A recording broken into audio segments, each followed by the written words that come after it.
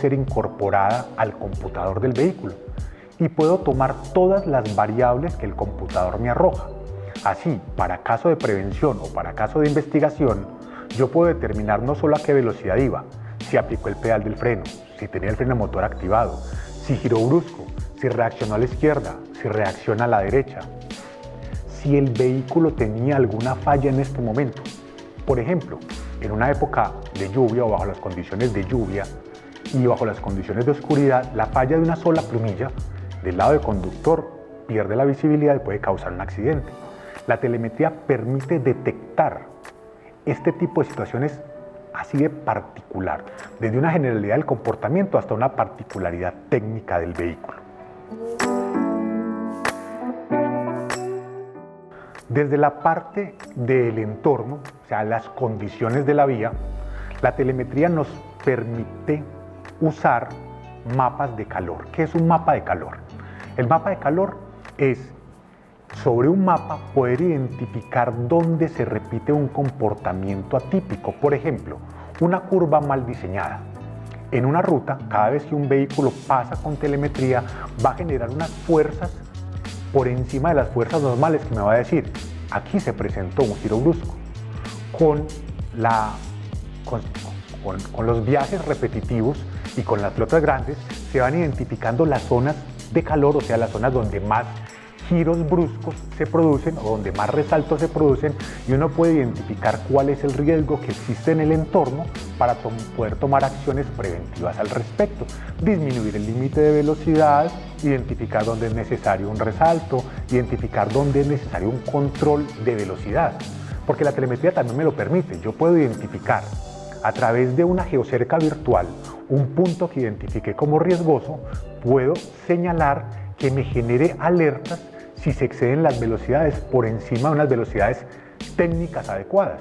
No necesariamente son las velocidades de la vía. Hay vías que podemos ver de curvas de 60 kilómetros por hora, pero cuando uno mira y analiza estos datos que nos permite la telemetría, vemos que a esas velocidades se generan unas fuerzas que podrían provocar el volcamiento o la pérdida de estabilidad o control del vehículo, y nosotros podemos establecer unos nuevos límites de velocidad.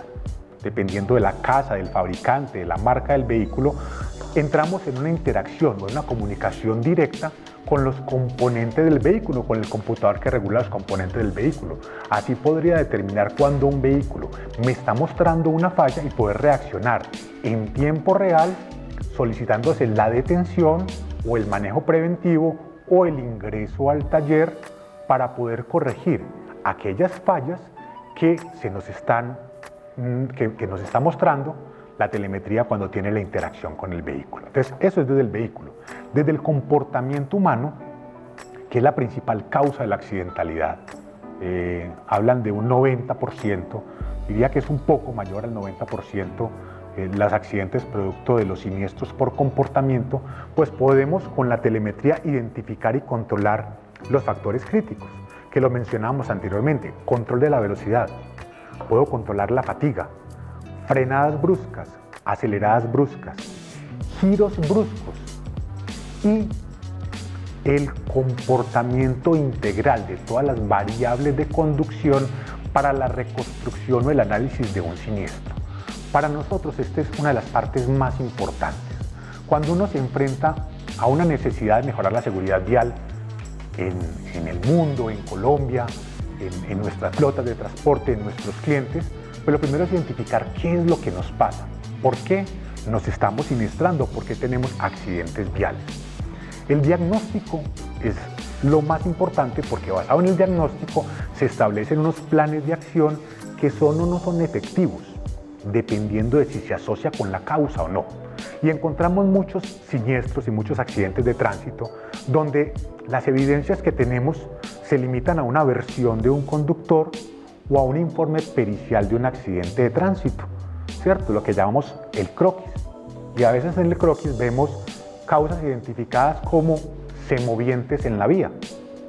La telemetría puede o no puede tener cámaras, pero las variables de conducción me van a decir cómo fue el comportamiento.